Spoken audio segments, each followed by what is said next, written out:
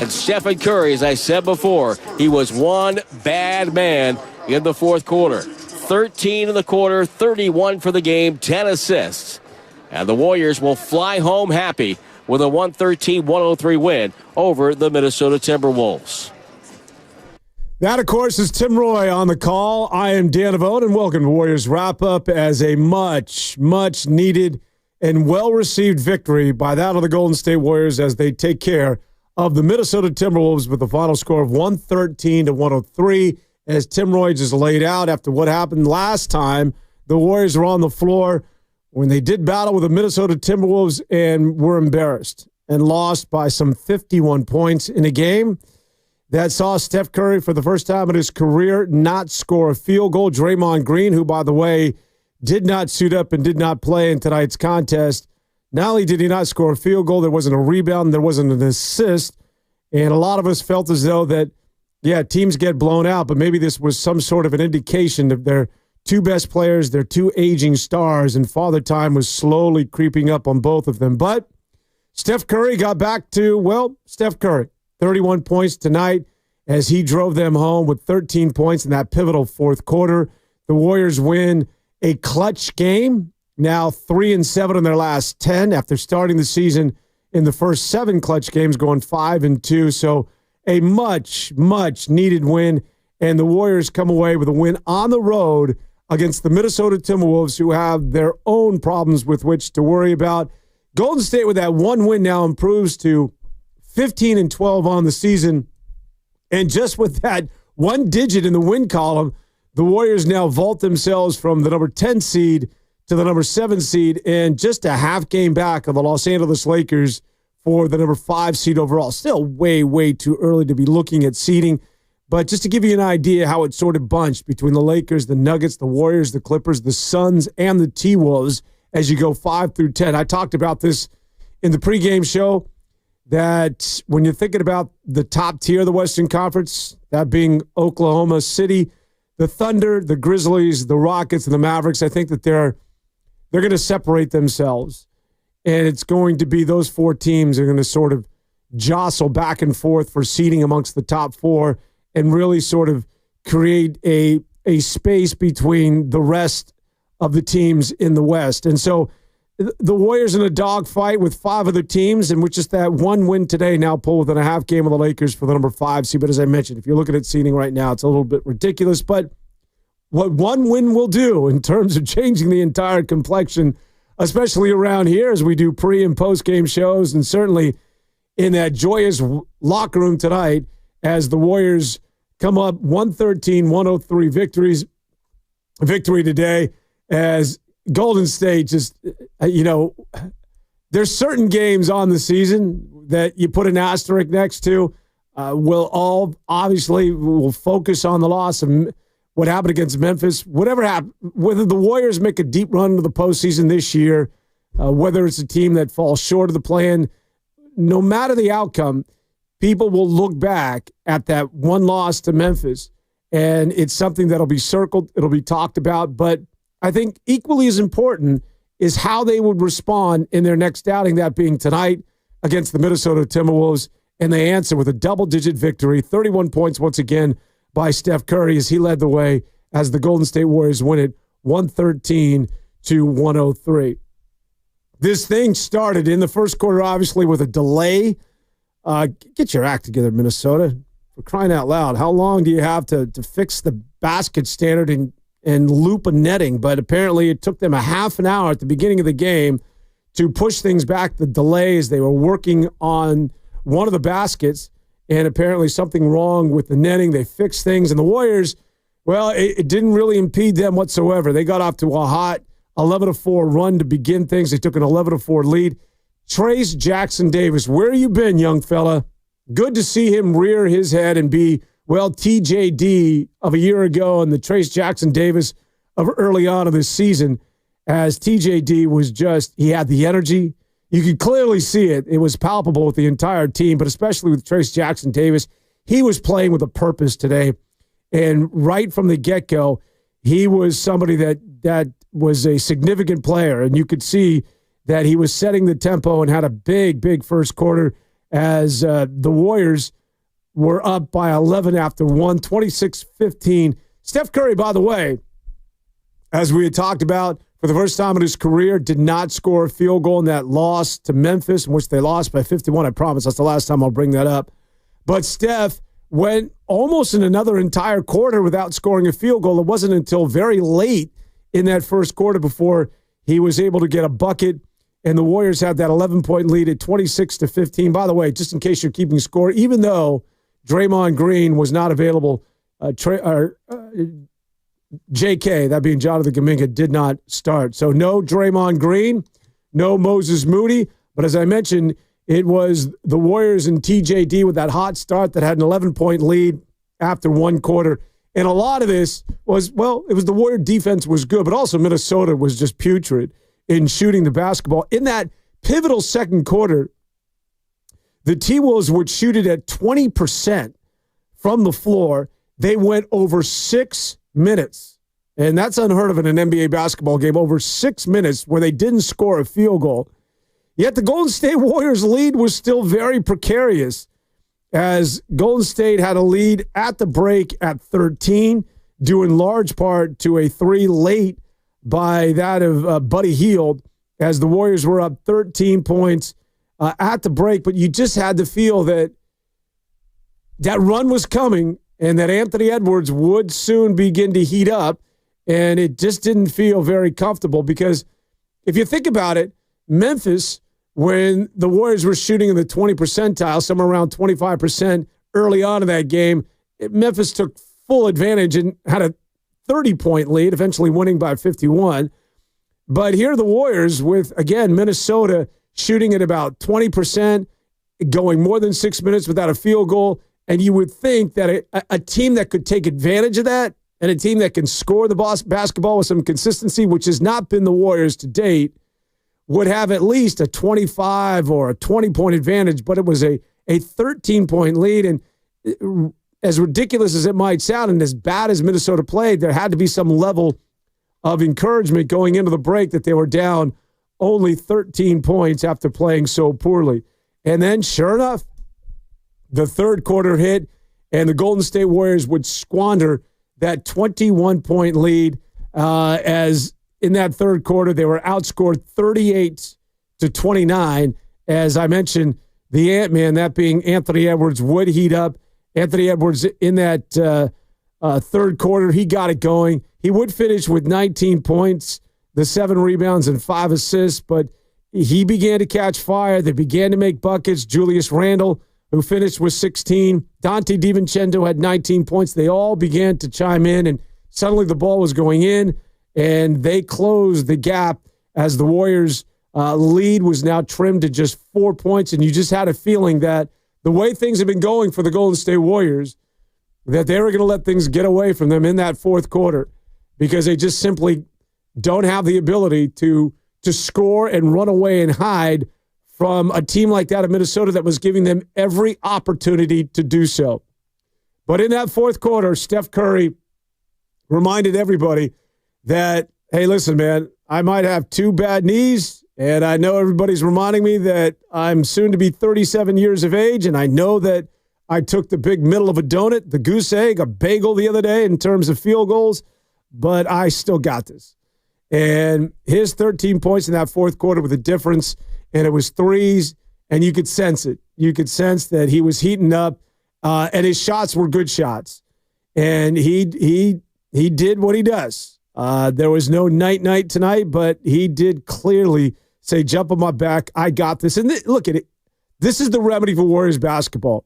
Defense, keep it close, and then let Steph just drive you home towards the end of the contest.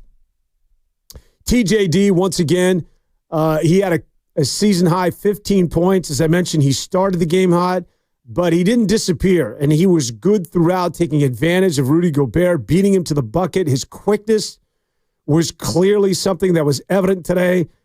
Trace Jackson-Davis had a big bucket late in that game to give him a 2-point lead at 94-92. He was just active, and he was getting tip dunks. Brandon Pajemski, it's funny how those two sort of go hand in hand, right? They came in to the NBA together a year ago, two guys that surprised and I think shocked the NBA as far as Brandon Podziemski's quick rise to stardom, and Trayce Jackson-Davis, clearly the steal of the draft of a year ago. And those two were sort of, not only partnered together coming out of the same draft class, but also playing well and also created a friendship and developed a bond between the two.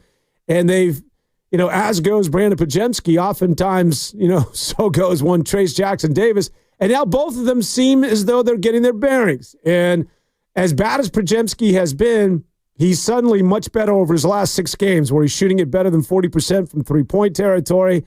And it's just a matter of time because you wouldn't want to think that this guy's going to shoot it in 20 percentile from three-point territory the entire season. So there was no place to go but up, and now we're beginning to see that worm turn a little bit with Podziemski, and especially Trayce Jackson-Davis. They were significant. As I mentioned, Trayce Jackson-Davis with the 15 points. He did that with the 9 rebounds. Steph Curry, as I mentioned, the 31 points, a double-double for him. He had the 10 assists. But Brandon Podziemski, he had 12 points. And while that may not sound like much, you'll take it, as Podziemski was efficient from the floor, playing in some 20 minutes as the Golden State Warriors hang on and win it. 113-103 was the final score. Let's hear now from the head coach, Steve Kerr, after the big win tonight. Steve, before the game, you were talking about how it might only take one game to rediscover your identity. Did this feel like that? Yeah, it did. I mean, we held them to 103 points and, 42% shooting, fought like crazy defensively, took care of the ball, got out and ran. I felt like our team. And I think, Dennis, you could see Dennis's impact tonight on the game, but also what he's going to mean to our team. His leadership, the way he was pulling guys aside during the timeout to talk to them, encouraging them, even admonishing them when they needed to be admonished. So we need Dennis's leadership, but his ball handling, the way he takes pressure off of Steph, that I think that allowed Steph to stay fresh and close the game out the way he did. So felt like a really good night for our team. We needed the win, obviously, but I did feel like we got kind of back to who we are. And how do you get that kind of night from Trayce and Brandon more consistently going forward? Yeah. Well, we got to lean into Trayce. I think he started the season well. Started the first 15 whatever games, and because of different circumstances, we went away from him, and he's really responded well. But having a big who can finish like that in the paint makes a big difference. You could see that tonight.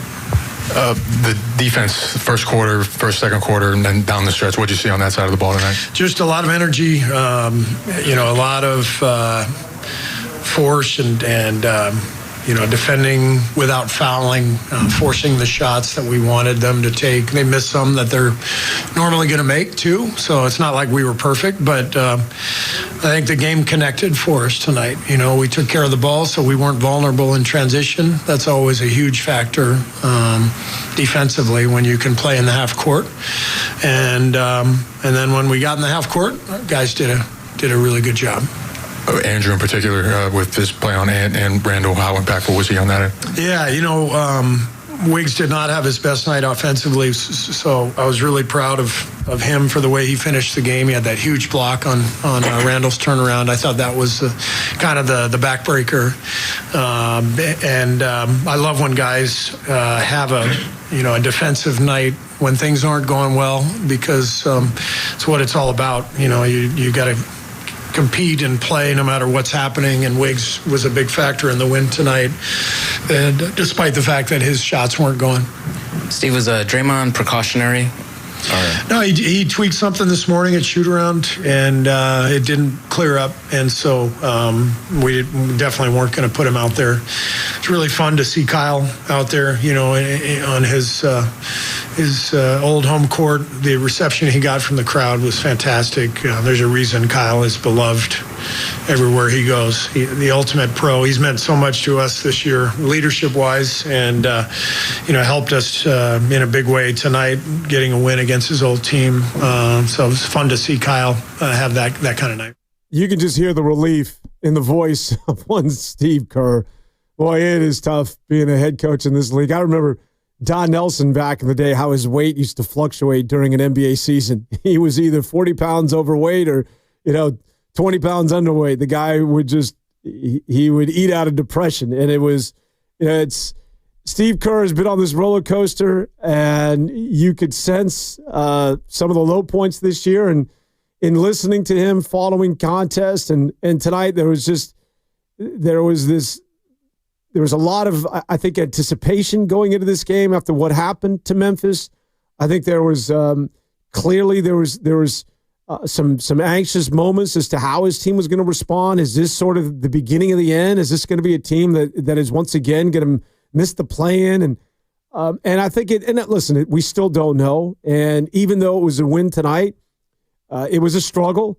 But Golden State will take it. And there were some positives to take away from this. And that's all you're looking for when you get drubbed by 51 is you just want somewhat of a feel good. And he mentioned a couple of things, namely Dennis Schroeder and the acquisition of Schroeder. And this is something that's jumped out at me. And it's something that I think was evident in even the loss to Memphis, in that this is not a guy that's waiting any time to sort of get to know his new teammates before getting in their face or admonishing some of the young players. And Schroeder is a teacher. He is a leader. We'll see whether, he really solidifies the number 2 spot and is the sort of guy that's going to, quote unquote, unlock Steph Curry, whatever that means. But say what you will about Schroeder, the one thing that has been noticeable is that he is not bashful as far as getting to, I wouldn't, maybe in the face is a bit harsh of a description, but as far as talking to the players, constructive criticism to some of the younger players. And he has hit the ground running as far as just embracing that role as a veteran leader on this basketball team.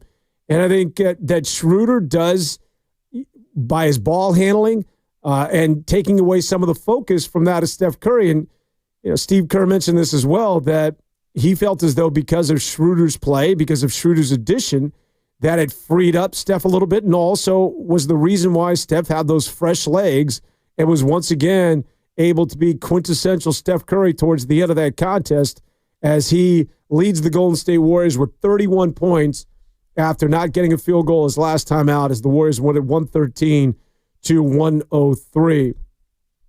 8 of the next 9 for the Golden State Warriors will be at home at Chase Center as they start things by taking on the Indiana Pacers. The Pacers, like that of the Golden State Warriors. And, listen, the Warriors aren't alone as far as teams that are struggling and looking for some identity at this juncture of the season.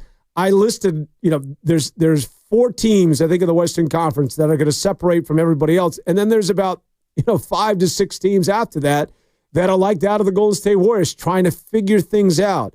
And in the East, I think one of the major disappointments, not only in the East, but in the NBA this year, are the Indiana Pacers. If you recall, a year ago at this time, they were one of the darlings, one of the major surprises, and they were led by Therese Halliburton. They went to that NBA Cup Finals, eventually losing to that of the Los Angeles Lakers, but they have not been able to be or replicate that success a year ago. And, of course, they got beat in the semifinals of the NBA playoffs by that of the New York Knicks, but they have not enjoyed, I believe Indiana was able to take care of the New York Knicks, but they have not enjoyed that same sort of success this year, as it has been a difficult time for that of the Indiana Pacers. The Pacers have struggled. That'll be up next for the Golden State Warriors. And again, home cooking, 8-9, you stack together some wins, and this league and this sport is about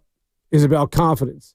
And the Warriors, I think that confidence had abandoned them for a stretch, but you stack a couple of wins, beginning with tonight on the road, and you feel as though that you can play with the Minnesotas of the world, and you beat some good teams, and the Warriors could once again maybe rebound and be a relevant basketball team out of the Western Conference. Steve Kerr highlighted Andrew Wiggins.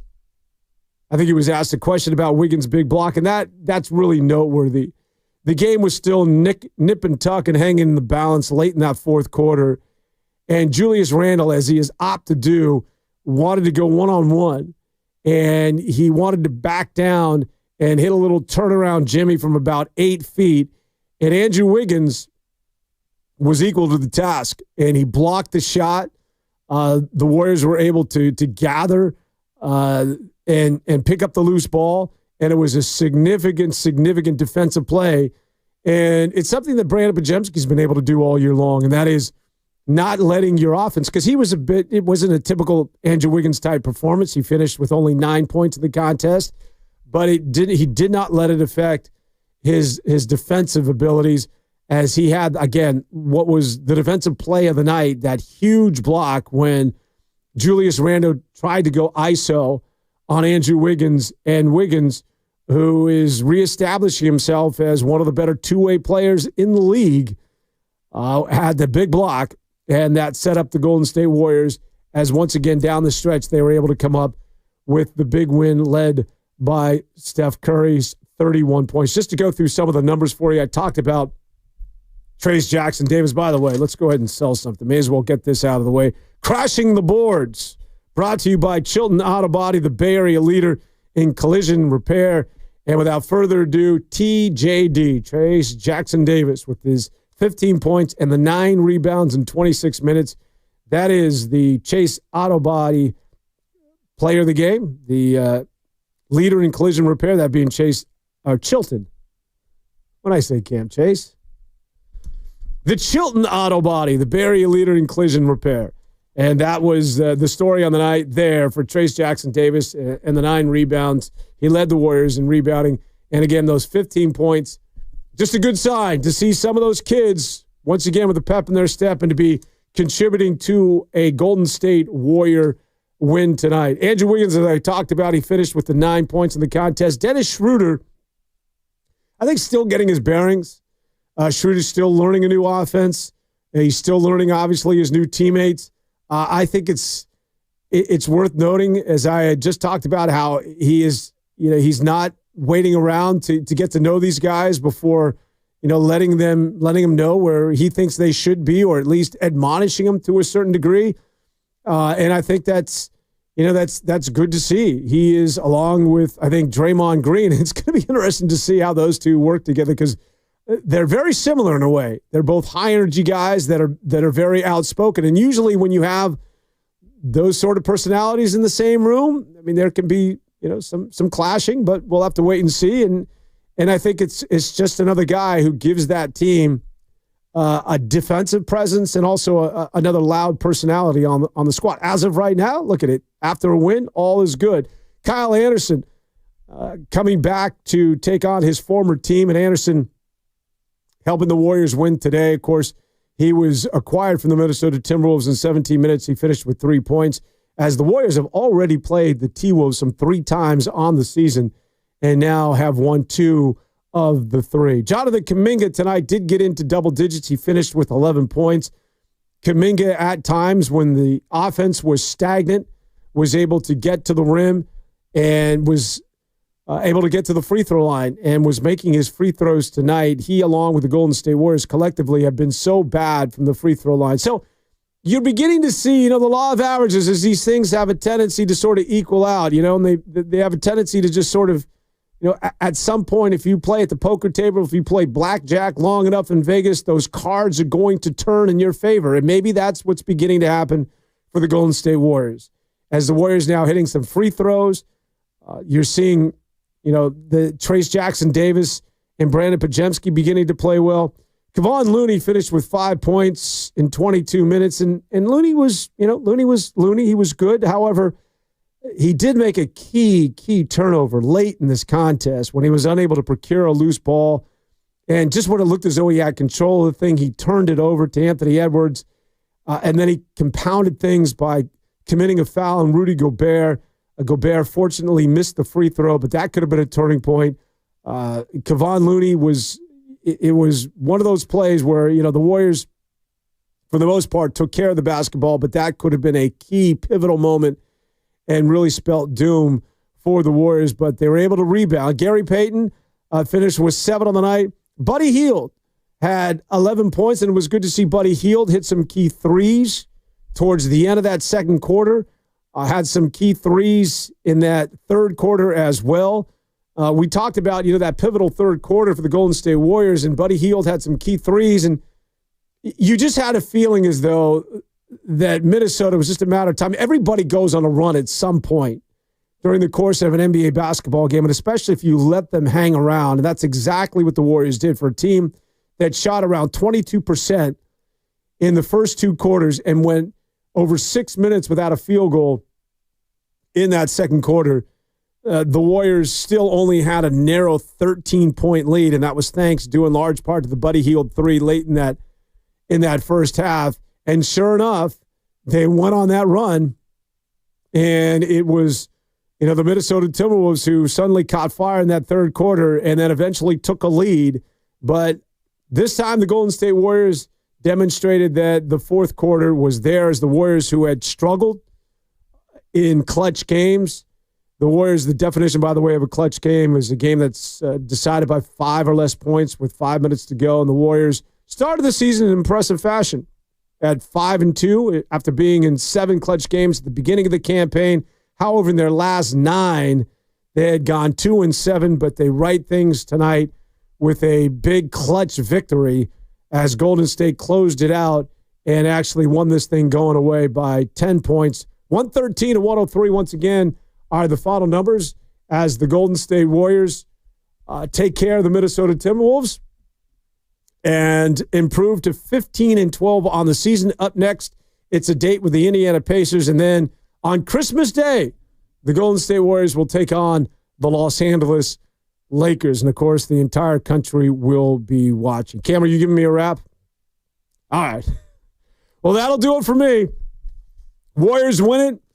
Up next, it's the Indiana Pacers. Don't forget, tomorrow, it'll be 49er football. You can catch the pregame show with my man Ev Giddings, and Lowe will have all of that going for you. And, of course, the postgame show following as the San Francisco 49ers take on the Miami Dolphins, as it'll be a familiar face patrolling the sidelines for that of the Miami Dolphins, Mr. Mike Daniel, who, of course, was the offensive coordinator, and Kyle Shanahan. Those two have a long, long history with one another, as he'll be back, but this time with an opposing team as he directs the Miami Dolphins. But tonight it's all about basketball and the Golden State Warriors. The Warriors bounce back after that embarrassing loss to the Memphis Grizzlies, losing by 51, and tonight they take care of the Minnesota Timberwolves on the road to improve to 15-12. That'll do it for me. Final score 113-103. This is Dan Avone. This is Warriors Wrap Up. Until next time, good night, everybody.